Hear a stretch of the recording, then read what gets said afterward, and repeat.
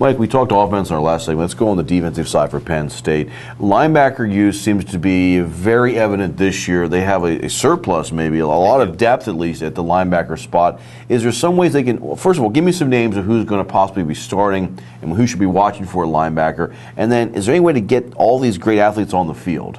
I think they have more depth at linebacker than they've had in a little while. And then they have one kid who I think they think has the potential to be great is Mike Maudie, who has been, again, he's had injury problems, but he's a junior, and I think he's going to be one of the best in the Big Ten. But he is moving to that strong side spot, moving out from the middle, to make room for Glenn Carson, a sophomore who has really emerged, really come on. I think he's going to be a really good run stopper. I think he's really going to be, I think he has struggles maybe in pass coverage a little bit.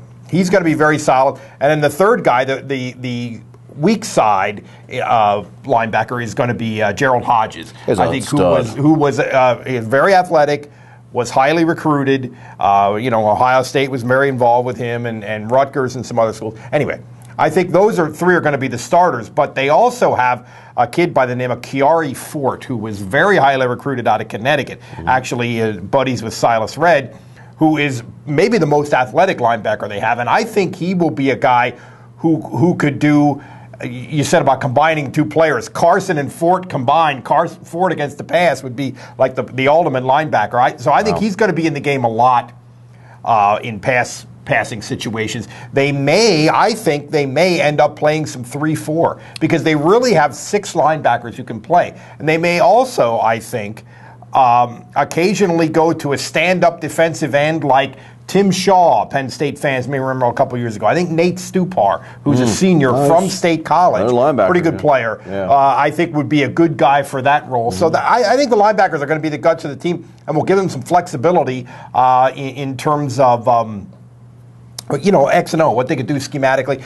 The secondary is very, very experienced, and the front guys, they have, if they're healthy, the front guys, I think Jordan Hill from Steelton is going to be a very good defensive tackle, and Devin Still is the other one, who is a guy come off some injury. They're very solid. They're just okay at defensive end, very experienced and solid in the secondary.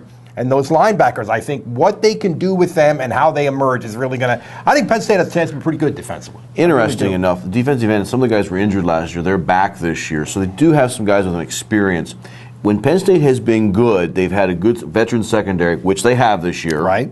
And they've had a good offensive line, which they could have this year because they've got some experience there. Yep. So these things are making for our third segment, which we talk predictions. We'll get to that in a moment.